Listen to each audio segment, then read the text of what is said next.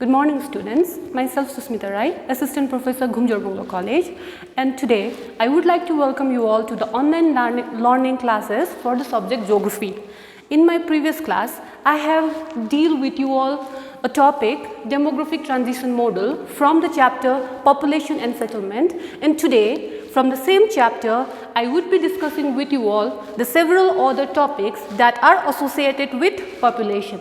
And these topics are density of population and man-land ratio, optimum over and under population, present trends in population, world and India, migration, determinants of population chains, population pyramid, and the causes of uneven distribution of population in the world. So, let's begin with population by the understanding of what is population. The word population is derived from the Latin word populus, meaning people. So, population means the total number of people living in a particular area. Now, that area can be a state, a village, a town, a city, a state, or a country. So, how many people lives in a particular region is what we call it a population. Now, man plays a very pivotal as well as an active role in overall scheme of resource development. Now, what is a resource? You all have studied about resource in your previous class, that is class 11, and now what is resource is a thing or a substance cannot be considered as a resource unless it has a functionality and ability to satisfy a human wants. Human wants increases with the quantity of resources, and it also increases the functionality of the resource. So, there exists a definite relationship between a man and the land. Now, why land? Because land is the main source of all the natural endowments and the natural resources. Now, we are moving towards the first concept that is associated with population, that is density of population and man-land ratio. These two concepts, density of population and man-land ratio, are developed in order to know the standard of living and the economic condition of the country. So, first we will discuss about the density of population. Density of population is one of the most important measure of population distribution, as well as it is the quantitative relationship between man and the land. It is defined as the total number of people living in a unit area of land, and it is calculated as population density is total population divided by total land area will get the value of density of population. For example, let us find the population density of our country, India. According to census 2011, total population of India is 12101,93422 persons, and the total land area of the country is 3166,414 square kilometer. So, in order to find the population density, what we need to do is we just have to divide the value of total population by the value of total land area. So, when we divide the values, what we get? We get the value as 382 persons per square kilometer, and this result is density of population of our country. Now, this density of population have some drawbacks, like number one, it is unable to give us, or it is unable to show us the actual picture of population condition of the country. For example, China is the most populated country in the world, but its population density is only 122 persons per square kilometer. So, population density fails to show us the actual population condition of the country. It even fails to show us the economic condition prevailing in that particular country. Now, it is generally believed that larger population means that the region is economically developed, but this belief cannot be understood with the help of population density, because there are some countries like Bangladesh who have large or high population density, but they are economically weak. On the contrary, there are countries like Australia and New Zealand which have low population density, but they are economically developed countries. Now, let us discuss about the concept man-land ratio. Since density of population fails us to show the actual picture of economic condition and population condition of the country, hence more precise, more advanced method or phenomena in order to determine the economic condition and population condition of the country is desirable. So, man-land ratio is the refinement of the previous concept, that is density of population, and is often considered as more effective than population density. It is the ratio between the total population and the total functionable land or the carrying capacity of the land. That is, carrying capacity means how much the land or the natural resources of that particular country can support human life. It is calculated by dividing total population of the country by total functionable land. Now again, we are going to calculate the man-land ratio of our country India. So as per 2011 census, total population of India is 12101,93422 persons, and total functionable land is 28,27492 square kilometer. So when we divide the value of total population by the value of total functionable land, we get the result, and that result is our man-land ratio. And our man-land ratio, our country's man-land ratio is 428 persons per square kilometer. Now we need to note that in man-land ratio or in the calculation of man-land ratio, only the functionable land are taken into consideration. So in modern concept, there are two types of carrying capacity of the land. One is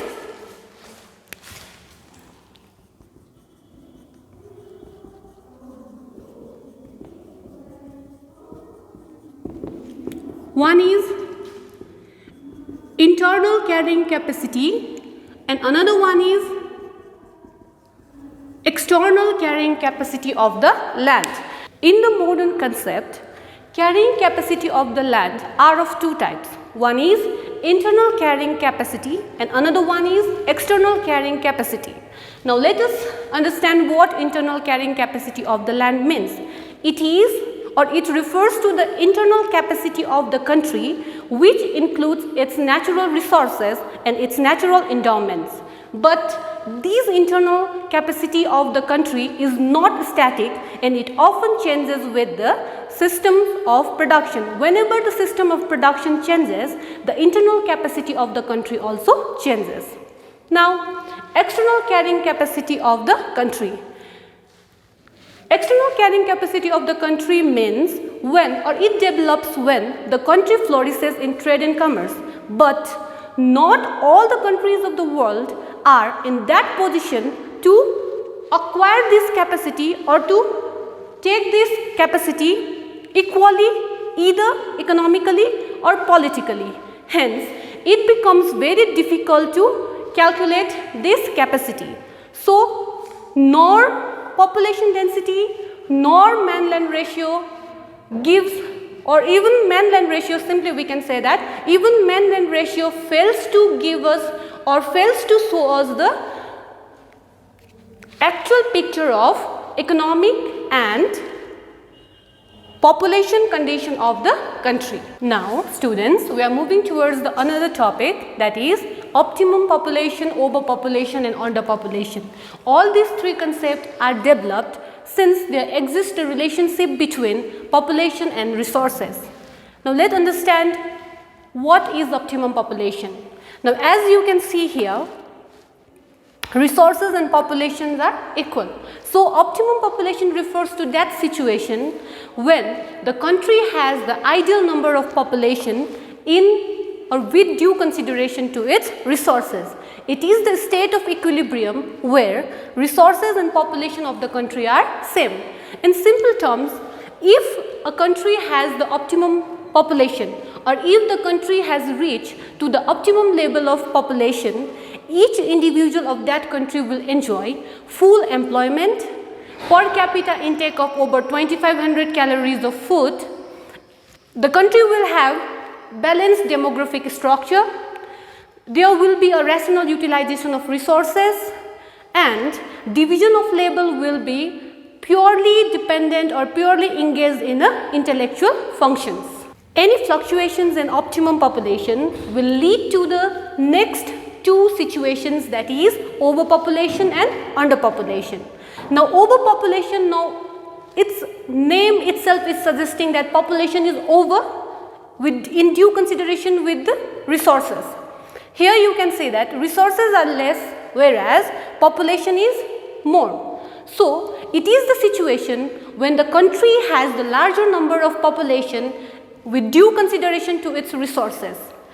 This situation arrives when the country reaches the optimum population. If the population continues to rise even after the optimum level has been achieved, it will lead to the situation that is known as overpopulation. Overpopulation is one of the major concern and one of the major problem in the world today, and it shows some symptoms or it has some socio-economic characteristics that suggest that the particular country is overpopulated or not. Now what are these characteristics? Now what are these symptoms that by seeing which we can say that the region is overpopulated or the region is not overpopulated? So these symptoms are: number one, high unemployment is there, high population density is there, low standard of living is there, shortage of food and malnutrition, scarcity of resources, low incomes and lowering of the economic growth of that particular country, population pressure on the land and on the natural resources. Now this overpopulation usually occurs or it strikes the lower strata of the society, hardest particularly in the developing countries like Nepal, Bangladesh, India, etc. Now here you can say that resources are more and population is less. So when a country has more resources but lesser population in order to utilize that resources, that situation is known as underpopulation. It usually occurs when the country has more resources or the country can support more population than the existing population without lowering the standard of living and creating a problems like unemployment and underemployment. For example, we can cite an example from Australia. Australia has a high reserves of coal and iron ore, but since the population in that country is low, it acts as an hindrance in the development of iron and steel industry or other heavy industries in the country. Students, now we will move towards the another subtopics of population, that is present trends of population growth of world. First we will discuss about the world, then we will move towards the present trends of population growth of India. Now, what does the word present trend of population mean? Population trend refers to the trend of increase or decrease of world population. It shows the rate of growth of population, the tendency of the growth, the nature of the growth and the population density of a region or of the world as a whole. Now, world population is growing since time immemorial at varying rate. In ancient times, population growth was very low but stable. The large or the less amount of population or the reason behind the slow growth of population was the loss of life due to wars, epidemics, natural calamities, etc. In medieval times, the rate of growth of population was steady. But if we look at the modern period or in the modern times, the rate of growth of population is very high. Now, let's see this data. Here you can see the year and here population in billions. Now what you can find is, till 1800, the world population was less than 1 billion. But after 1800, world population has reached 1 billion mark or crossed 1 billion mark, whereas if we go through the data, what we can find is world population has increased rapidly after 1950. Now, what are the reasons behind the rapid growth of population in this past 200 years? It is because of the agricultural revolution, industrial revolution, mechanization in the field of agriculture as well as in industries, improved healthcare, improved sanitation, improved medical facilities that brought down the death rates, and also inoculation of epidemics. At the beginning of industrial revolution, the world population was growing at the rate of 0.12%, which increased to 1% in the year 1930s and which increased further in 1960s to 2.1%. So, these resulted in the rapid population growth and it became the major concern of the world. And seeing this, most of the developed countries were quick to respond to curb their national growth to bring this growing population down. Developing countries are also taking some steps or they are taking some measures in order to control this, in order to control their growing rate of population. For example, we can cite the example of the world's most populous country, China. They adopted the policy of one-child policy in order to bring their growth rate down. Also, our country, India, which is the second most populous country in the world, also adopted policies like Hum Do Hamare Do in order to curb the population growth in the country. So, all these efforts have bear fruit now, and in today's time the world population is increasing at the average rate of 1.4%, which is lesser than the periods of 1960s. According to the population projection done by United Nations Organization, the world population will reach 8 million in the year 2025 and it will cross or reach 10 million in the year 2050. Now, what is population projection?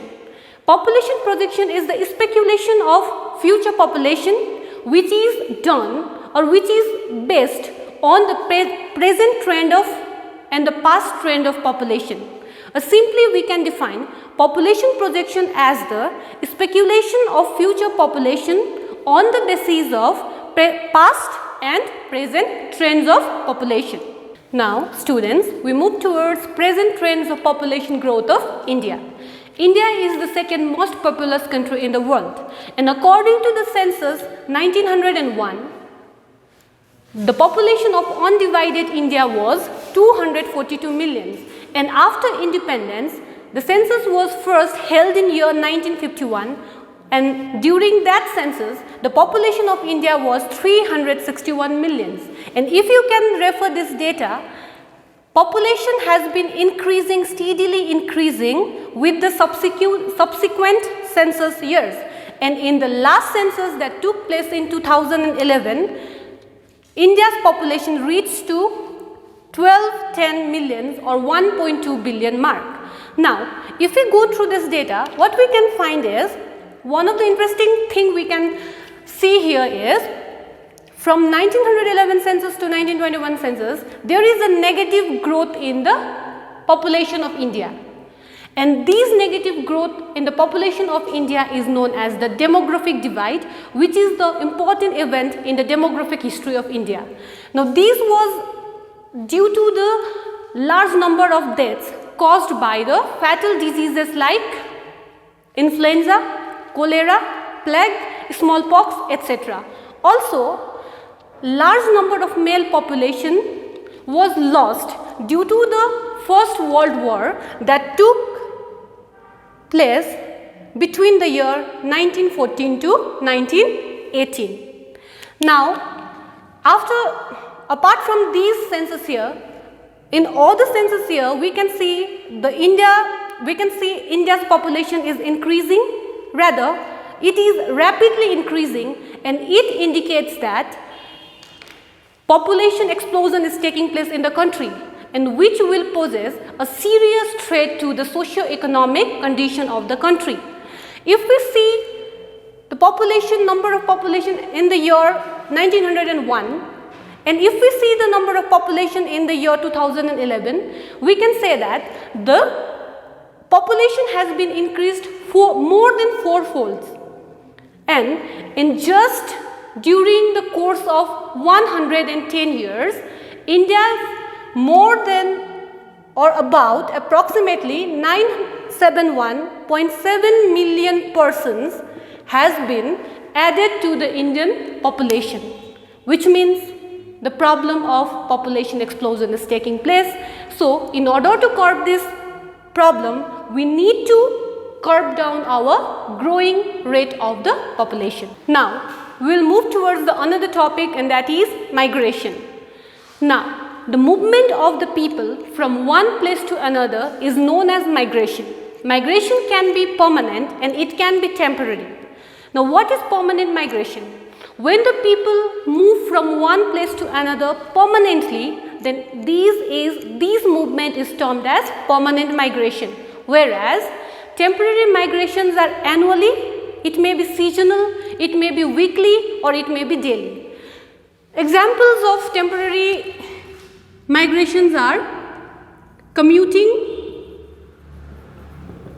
and transhumance. Now, what does commuting means? Commuting means the movement of people from place of residence to place of work and back daily or weekly is known as commuting. And transhumance refers to the movement of people up and down the hill along with their herds is known as transhumance.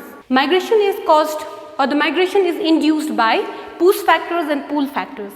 Push factors include unemployment, low and irregular wages, lack of facilities for healthcare, education and recreational facilities, political unrest and local conflicts, etc. Whereas pull factors includes the facilities like employment opportunities, high daily wages as well as regular daily wages, better facilities for life, better facilities of education and other socio-cultural facilities for the people. Now, why migration is important? Because migration increases or decreases the population of places of out migration and the place of in migration. The place from where people are moving is the place of out migration, and the place where people migrate is the place of in migration. So, migration mainly affects age and sex population of the, or the age sex composition of the both the places. Especially why? Because migration is age selective. Normally, people from the age group between 14 to 34 years are more they are in the process of migration than the other age group, whereas male population migrate more frequently than the female population. So, in this case, if these respective population of this respective age group migrates to another place, the population belonging to this respective age group, that is 14 to 34, will be decreased in this area and it will increase in this area. Similarly, the male population in this place will decrease and the number of male population in this place will be increased. Now, there are some effects of migration. Migration leads to the change in the demographic structure of both the places, as you have already seen. It increases or decreases the population density, and it also affects the X-sex composition of both the places that from where migration occurs and the place that receives the migrants. So, another effect is normally migration give rise to the rise of slums, especially in the big cities. For example, we can cite the example of Mumbai, Delhi, where the problems of slums and squatters are evident to all of us, right? So, this is mainly due to the migration of unskilled laborers who come to the cities in search of better amenities of life, for better qualities of life, but since they are unskilled, they fail to enjoy that better qualities of life, and they lead to live, or they are compelled to live in the slum areas, which will lead to the several problems like unhygiene, and it will also often lead to the crimes, etc. Students, now we are moving towards another topic, that is determinants of population change. Now, factors which determine the population change in the country or in a region is known as the determinants of population change. Now, there are several factors or several determinants of population change, and these are birth rate, infant mortality rate, death rate, life expectancy, and migration. Now, let us discuss birth rate. Now, what does birth rate mean? The number of live births per 1000 of population per year is referred as birth rate, and this birth rate is the most important determinant of population change because all the other determinants are influenced by it. High birth rate is indicative towards larger young population, and high birth is mainly found in the developing countries than the developed ones. Next determinant of population change is infant mortality rate.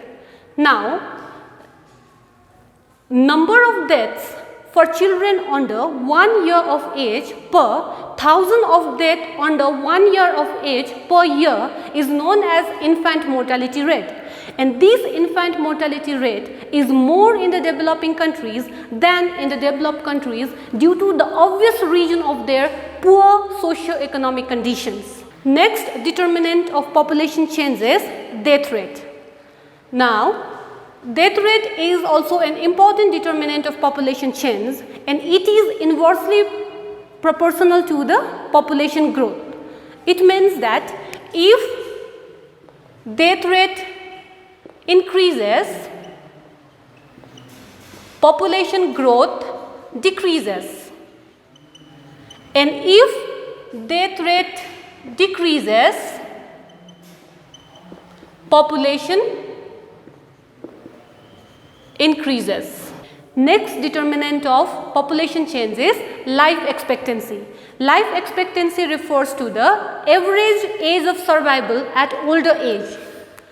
High life expectancy is an indicative towards decrease in fertility rate and working population, and high life expectancy can be seen in the developed countries like Australia, New Zealand, USA, UK, etc. Now, next determinant of population is migration.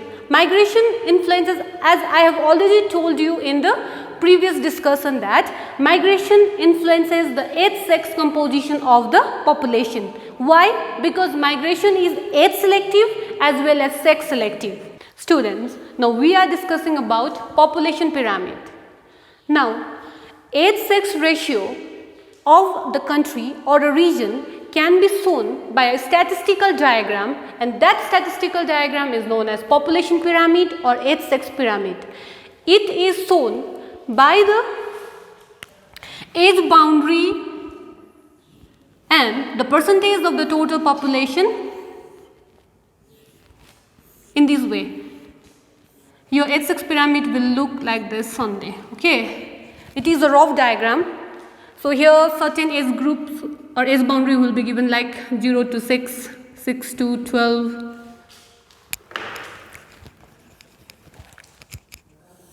And there will be male population at one side, and on the side there will be female population with according to their scale. Now, age-sex pyramid or population pyramid is important. Why? Because it shows some of the important population characteristics of that country, like the total ratio of the working population, total ratio of the dependents, total ratio of the young dependents, total ratio of the oil dependence, standard of living, etc. Now, these population model will vary from country to country. Why? Because population structure of each country will differ from one another, and owing to their respective population structure, these model of population pyramid will also differ from each other. The model population pyramid of India will be not similar to the population pyramid of the United States of America. Students, now we are going to discuss about the causes for uneven distribution of population. Now we all know that population is not evenly distributed all over the world. There are certain physical as well as socio-cultural and economic factors that leads to the uneven distribution of population. Let's discuss about the physical factors and some economic and cultural factors. First, physical factors: location, relief, climate, soil, river and water bodies, natural vegetation and mineral resources. Location. Location means where that particular region is situated. For example, if we look at the world population, what we can find is low latitude regions and the high latitude regions are sparsely populated. They have low population. On the contrary, if we look towards the mid latitude regions of the world, what we can find is those regions have high density of population. Those regions are densely populated. Now we will move towards relief. Relief means the topography of the land surface. Now, high mountainous areas, plateaus, rock topography do not attract human settlement. Why? Because rock topography and high mountainous areas are inaccessible. It is difficult to move easily from one place to another, as well as agriculture is impossible, or agriculture is not done properly because the soil is infertile, ground is uneven. So it poses as a hindrance. That is the reason why most of the mountainous regions of the Himalayas, Alps, Rockies and Andes are sparsely populated, whereas about 90% of the world population lives in plain areas, and people prefer to live in plain areas. Why? Because plain areas provide of even ground surface that would provide facilities for the development of industries, agriculture, transportation, etc. That is why most of the plains areas of the world are densely populated. For example, Ganga plains, Wangho plains, they are densely populated. Now, climate. Climate also plays an important role in the distribution of or uneven distribution of world population or the population as a whole. Why?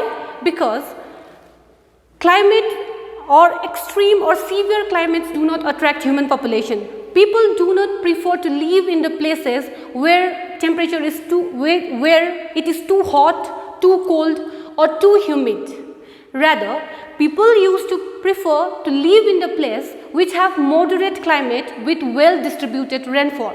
That is the reason why regions of extreme climates like Siberia, Alaska, Greenland and Sahara desert areas are sparsely populated, while the monsoonal regions or the monsoon countries are densely populated owing to their well suited climate. Okay, now we are moving towards another factor, physical factor, that is soil. Areas of fertile soil is densely populated because fertile soil forms the basic of agricultural productivity. That is the reason why most of the areas which are fertile soils like Southeast Asia, Huangho plains, Ganga plains, Brahmaputra plains, Mississippi plains, they are densely populated because they have the fertile alluvial soil. Next physical factor is river and water bodies. Now, we all know that water is very important for our survival. Life is miserable without water. The importance of river and water bodies can be traced back to the history, as most of the ancient civilizations were developed on the river banks. River and water bodies provide water not only for our daily purposes but also for industries, irrigation, and it even serves as a water transport.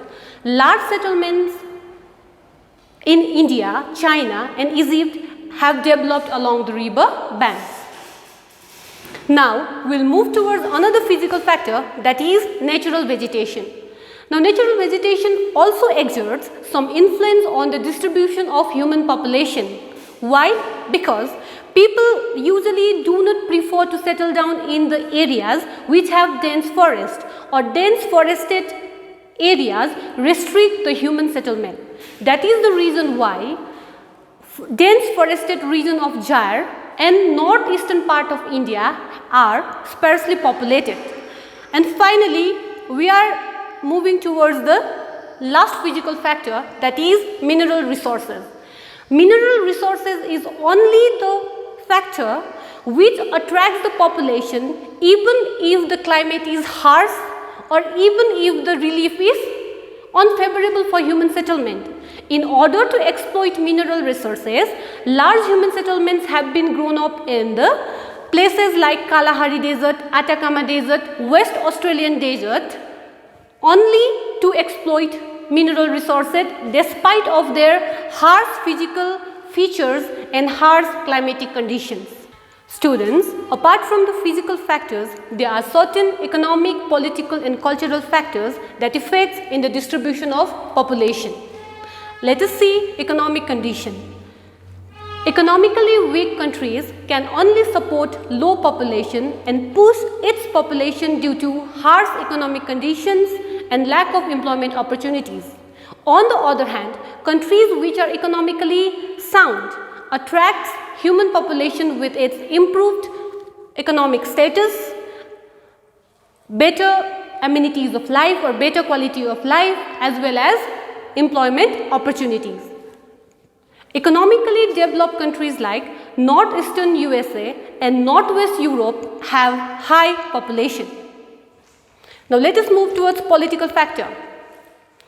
Today, political factor has become more important than ever before. Events like political unrest that has been taking place during few decades like Persian Gulf War, civil wars in democratic republics in Jhar, Ethiopia, Sudan, etc. have created millions of refugees in the different parts of the world. Apart from the above, political developments, political policies and political controls that national governments take also impact the population growth, decline and in the migration as well. Now, cultural factors. Cultural factors have significant role in the distribution of population. Traditions and behaviors that are closely related to common ancestry, religion, language tend to influence the distribution of population and their concentration. For example, the spatial distribution of population in the United States of America reflects the concentration of different nationalities like Indians, Britishers, Chinese, Germans, French, etc. due to the people's preferences according to their cultural links and associations. So, students, with this, I have come to an end of my today's class. If you have any queries or if you have any doubts, please leave down in the comment box. I will be discussing settlement in my next class. Till then, stay home, stay safe. Thank you.